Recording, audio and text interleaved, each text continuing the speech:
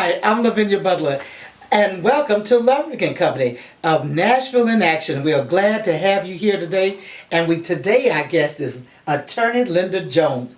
Now, Lynda is the director. No, excuse me. I'm moving her into that. Chairman of the board of the Neighborhood Compassion Center. Welcome, Lynda, and thank you for being on Luvric and Company. Oh, thanks for having me on the show. I really appreciate it, and thanks for asking about the Neighborhood Compassion Center. It is a great project that I'm really excited about over in East Nashville. And we've reached out to the members of the community, and we're asking them what type of services they would like to see provided in the area. And we're getting wonderful surveys back from people about aftercare programs and programs for the elderly. And then also there are a lot of moms in the area that would like to have some job skills and job training. And it's all coming together very nicely. Well, now, the Neighborhood Compassion Center. Now, first tell us, what is the Neighborhood Compassion Center? And exactly, I think you mentioned it was in East Nashville, but you might want to be more specific. Okay. But tell us what it is or how they got started and all those good things. Well, there's a family that came from that neighborhood that wanted to make a gift, and they wanted to leave a legacy behind and help their neighbors. It's a family, actually, the children have grown up and gone to college and done very, very well, and they want to help the folks around them. So we had an anonymous donor who made a $300,000 capital gift. Oh, that's nice. Very generous. Nice. Very yes, generous. Very generous. And it is a faith-based mission. And so it's basically putting the principles of Proverbs 19:17 in action, which is being kind and caring for others and doing things for others, so that just the actions of Christ rather than just the words. That's good. That as the one would say, that's deep. I love that. And so, is that sort of the mission that they use is quote Proverbs and to help forge ahead? Well, they have not adopted that Bible verse as their mission. They actually look at all of the Bible, but there are three main missions: in education, and a charitable mission, and education. Okay, so you have education, charitable mission, and religion, or? Well, it is faith-based. Faith-based. Yes. Oh, well, yes. Well, so that's good. That's pretty broad sense too. It is. Very much so. That means you can do a little bit of everything. Yes. Oh, that's good. What are some of the things that the Neighborhood Compassion Center has already done, or is getting ready to do? They had a computer program this summer, which was. You mean we had you Miss Chairman? So we had a computer program for both kids and adults, teaching the basics of computer skills. Oh, nice. Yes, and how did that go? It went very, very well. Very well. And we held those in the basement of the Cleveland Street Baptist Church. And we actually have a temporary office location. We're going to be doing some classes again at the church until we break ground on our facility, which will be at 1225 Lishy Avenue.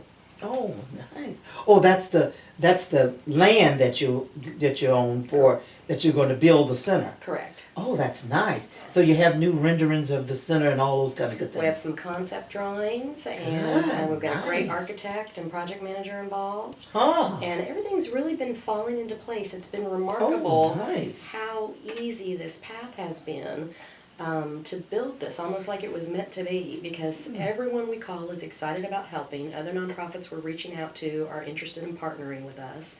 For example, we have a partnership with Youth in Life, and they want to also provide computer training. Oh, that's nice. We've talked to Nashville OIC, and they help people with GEDs and also job skills. Yes, they do. And they have job placement.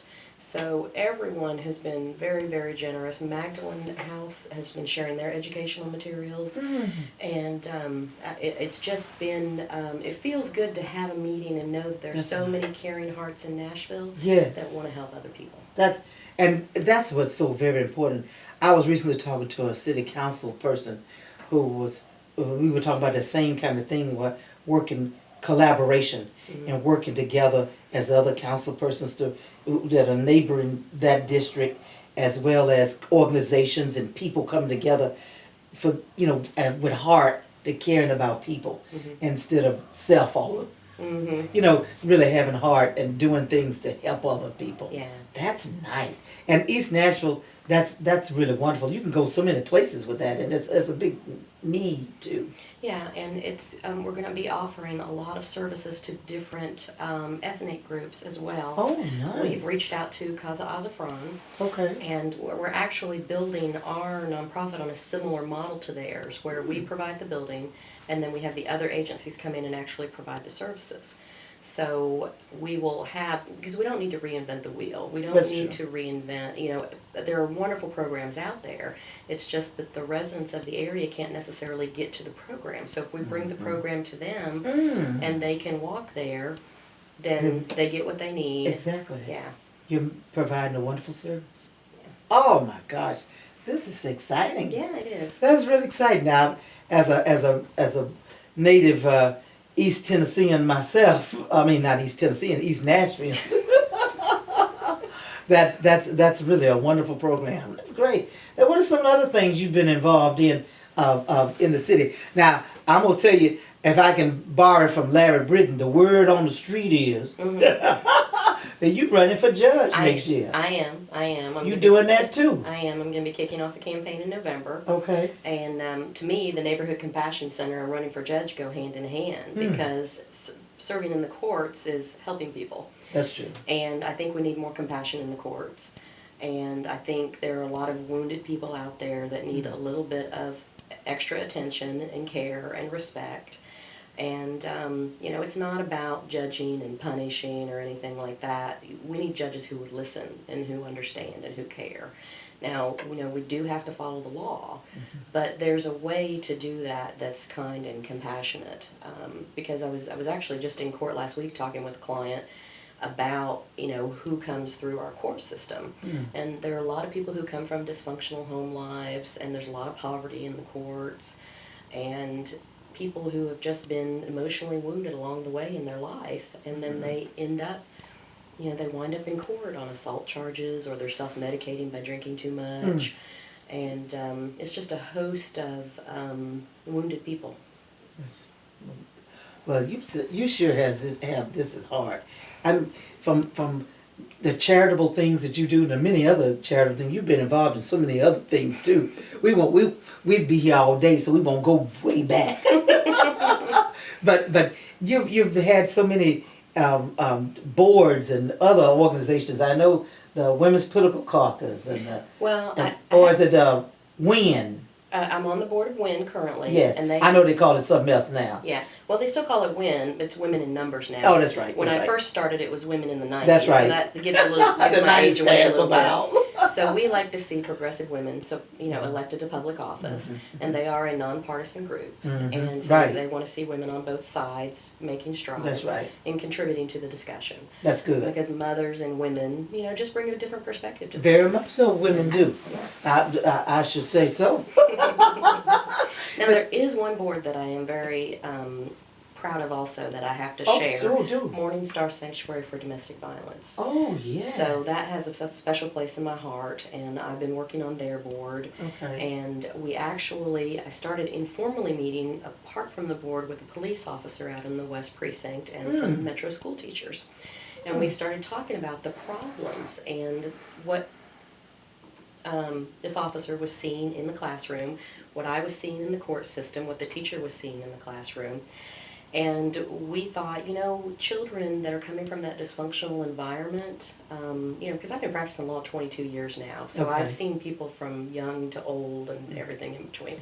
So children often express their feelings through art. If you ask a child to draw a picture of what's going on at home, you can tell a lot about the situation. Well, now you're right, because I noticed that I see where psychologists and a lot of them, when they doing one-on-one with kids, they'll have them draw pictures and do things so that, you know, you kind of analyze and you're right, they'll tell their feelings and I guess I've seen on TV many times too, kids draw violent pictures because they've seen violence in the neighborhood and their homes and things. So you're exactly right. Yeah, and I've even seen some adults draw some very disturbing art who have been through a lot of trauma. If they've been victims of rape, And you can just tell a lot through art. It's a very powerful medium. That is. So Twana Chick is the officer at the West Precinct. Michelle Lambert is one of the teachers that we've been meeting with. And we started meeting informally at my church, which is West End United Methodist, and talking about what we could do. And we came up with a book called The Story of Me. And it's a book where kids can share their feelings. It's like a daily journal. Okay. They can share their feelings, they can share a little bit of art, and then over the course of the school year, they'll give that to the guidance counselor because we didn't want to burden the teachers anymore. Okay. And so the guidance counselor can look through it and pretty quickly pick up on if something's going on. Huh. For example, there's an elementary school on the west side of town in a low-income area. There were 8 children in the 2nd grade classroom when Sergeant Chick was there talking to the kids one day who volunteered instances of domestic violence in the home in the conversation. And, you know, that's a high number of children just in one classroom alone. And we think it was tied to the fact that it's a really low-income school, and these kids are just learning some bad behavior, and they're going to grow up to become wounded adults, and they're going to wound other people if someone doesn't intervene and help them with the social, emotional learning aspect of it. So we're going to pilot the project through 4 schools this fall. Oh my gosh. Yeah, and what are these, middle schools? No, elementary. Elementary schools, Okay, because you've got to get them young. Well, that's true. Yeah, that's I true. mean that dysfunction gets in there and gets lodged. Right, because by the time they get to middle school, they well on their way. Yeah. Very good. Yeah. So and then once we have our data back, we think we can go system wide. You know, MNPS likes How many it children so are you far. going? How many children would we work on? Well, you know, there are 76,000 children in the school system, from what I understand. Oh yeah. But if we let's tackle like 2nd through 4th grade first. Okay. Yes. And then maybe add 5th, and then stop there. Wow. And then I'm sure the program will evolve over the years, but as we learn more and we get the feedback and we see how the guidance counselors can make the referral for services for families that might need it, because you don't always know about domestic violence when it happens right away. It takes time after time, sometimes 7 or 8 times before anything ever gets to the attention of the police department. But in the meantime, the child is being psychologically damaged by seeing this in the home. Right. And so we want to intervene at an early age. Morningstar has another board member, Mike Eller, who went out and got a grant for us so we can pay for this booklet and the printing, and it's just rolling along really nicely, and it feels good to, you know. It does. Yeah. Oh, I can imagine. Good grief, Lynda. Now, wait a minute. When did you practice law? When did I practice law? Yeah. You're so involved in the community, and a mom, Yes. and a wife, and mother, and all too. That I just love these super women. I don't know about super women. I was taking a nap about an hour ago, so. Well, you got to add that in sometime. Now you got to add that in sometime. Yeah, exactly. Now, Lynda, tell me something. Now, how long you been in Nashville? Is this your home? Is this your home? No, I've been here 22 years. Okay. 20, wow. And ever since then, for 22 years, you've been practicing law. Yes. So actually, I guess I've been here a little over 22 years. Okay. Because I practiced law in Chattanooga for a little while when I first got out of law school. Oh, okay. And then I moved up here to Nashville. I started in the civil rights arena, actually. Is that right? Yeah, I graduated from the Memphis State School of Law, which is now called the University of Memphis. And I right, it is. Yeah, I worked on some civil rights cases where a certain prison institution, which shall remain nameless, I worked on some litigation against them because they were doing something they shouldn't have been doing. And that's where I got my litigation experience when I first graduated. And then I moved up here to Nashville and started working for a bankruptcy law firm. It was a job, and I needed to pay bills, so I accepted the job and learned the practice, then decided I wanted to go out on my own and be my own boss. And it was a total leap of faith. And you know, I had less than $800 in the bank when I started my law practice. And had a mortgage payment on my little teeny tiny condo, and wasn't married, so all I did all I did was work, you know, 6 days a week, and did anything and everything while I built my law practice. Wow. Yeah. But now, just you. How many for the first so many years was just you? Well, I did associate. When did you take a partner on? I Or do you, I mean, add it to your firm, add other lawyers? Well, I went to a firm called Bruce Weathers, Corley, Dugman, and Lyle actually Oh, yes, I'm invited me familiar. to, Yes. yeah, they invited me to join them. Mary Frances Lyle and Yes, Nancy Corley. very much so. They're my I didn't know you mentors. worked with Mary Frances. Yeah. I did. I practiced with them for 11 wonderful, years. Wonderful woman, yes. She's fantastic. Yes. And so they kind of guided me and taught me and watched out for me. And we shared office space. We were all just an association, and we shared referrals. And it was so nice to have somebody down the hall to go seek advice from. And I actually opened branch offices in 2 cities. I had an office in Clarksville for a few years, and then I have an office in Murfreesboro for about 6 years. Oh, my word. I had a pretty large operation. You should say so. Yeah, up until I got married and then had my baby. So then I decided running 3 offices was too much, and then I kind of dialed it back down to 1 office. And then I usually have 1 associate with me at all times. Oh, okay. Well, now that's wonderful. I was just wondering too. Now, how many children you have? I have 1. 1 daughter. Yes. And I think these cute little baby pictures here. That's her. This is a precious little baby. Thank you. Now, how old is she now? She's 9. Oh my, she's precious. Thanks. My gosh, that we're sitting here in your office, at one of the walls here, and I chose this wall because it has good lighting from above other things. And it has the pretty pictures of the baby spotlighted, and I wondered, is that building here in Nashville? That's the bankruptcy courthouse. That's the U.S. Customs House where I was going to say that looked familiar over on Broadway. And the photograph behind you was shot by Joan McGee. She's a wonderful photographer here in town. Okay. Well, I like that goes back to art, where you were talking about drawing pictures and doing things in art. I love art. And you've been involved in the art world too, haven't you? A little bit. We collect from a lot of local Nashville artists. We like to support the local artists. And I've actually done a little bit of painting there's a stacked mural box art project going on in Nashville right now. Now say that again. It's a stacked mural box art project. Okay. Yeah, so Miles Maley is the artist. Yes, I'm familiar with Miles Maley. So Matt Fisher has been organizing that on venues all over Nashville.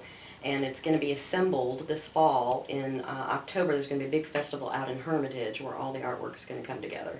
Oh, that's nice. Yeah, so Matt and I are big is that an annual event? This is the first time it's ever happened, and so I actually think this may be the inaugural event out at the Hermitage. But there are going to be so many boxes. It's going to be like a football field full of all this beautiful artwork. Wow. That Mr. Miles Maley, I don't want to mispronounce his name, Mr. Maley, has coordinated, and it'll be really neat to see. They're going to have music and all kinds of kids' activities. Lynda, I'm telling you, it's just amazing. That is. Now, how many lawyers are in your firm? Right now, there are only 2 lawyers in our firm. Okay. So myself and Philonise Nash, and she's also a mom. She has 3 children. And then... Where is she from?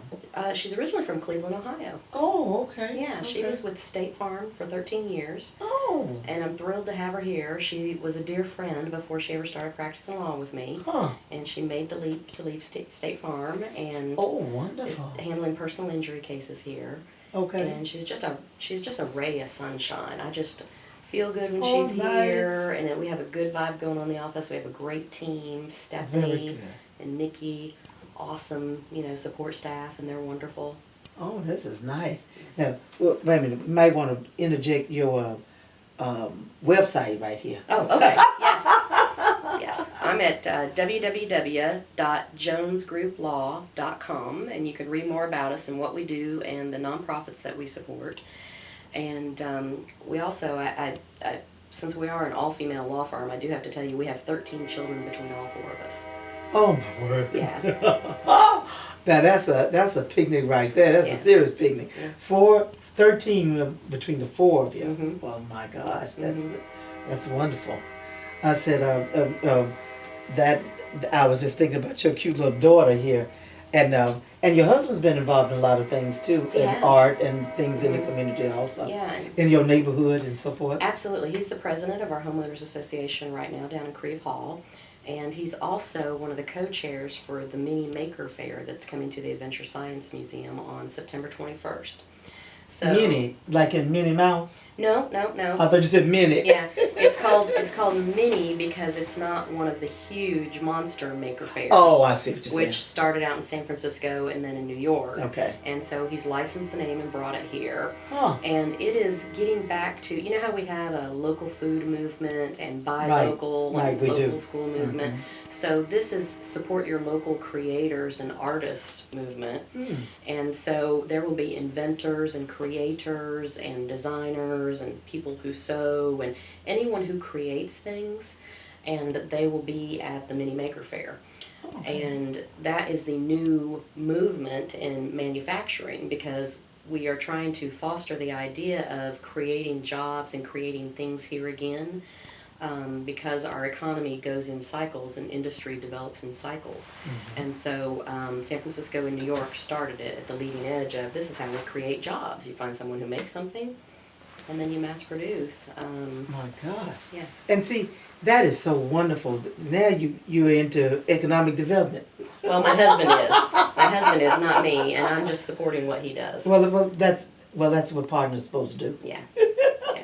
That is just wonderful. But you know, the two of you together, I mean, my gosh, between the arts and economic development and charitable work and whatever, this is wonderful. Now, Lynda, this judgeship sounds like right down your line. I would love it. I would love to be elected. I would love to, support this community more and do more from the bench, and it would be a dream come true to have that position. That sounds wonderful.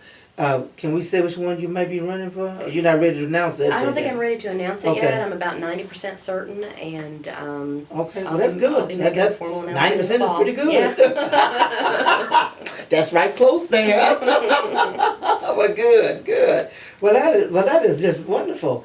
Because the election is in 2014 in the summer. It's spring. Spring. Judgeship elections are in the spring, and And the State House will be in August and November. Oh, okay. So, but local stuff. It's Because May. that's what I was thinking about, the local, Nashville local stuff. Well, that's interesting. Well, you have been you just very active in this community. If it's something else that I was thinking about too, is the church you were mentioning, West End United Methodist Church. Yeah. I go there for some meetings at times Oh, too. good. I've been there for one of the meetings. They always have this big room where they're in the community activities. That church has been very involved in the community as well. Absolutely. I'm thrilled to be a member there, and I love. You've been there most of the time. You've been in Nashville. Oh yeah, I mean, well over 10 or 12 years. Yeah. Well, that's wonderful. I was thinking too, Lynda, is the things too about. I'm not gonna go into too much of your background, but you went to school at Memphis. For law school. And now, did you say that was your home where you were born and raised? No. I was actually born in Ohio. Is that right? What part? A little town called Lima. Very small town with 40,000 people. What is it near? It's not near anything. It's 2 hours north of Cincinnati off of I-75. Oh, okay. There's an oil refinery there. That's the main employer. Okay. And it was a very wholesome, down-to-earth place to grow up. People don't put on pretenses there. That's good. And when I was 11, we moved to East Tennessee, and my father was in the racing business up at Bristol.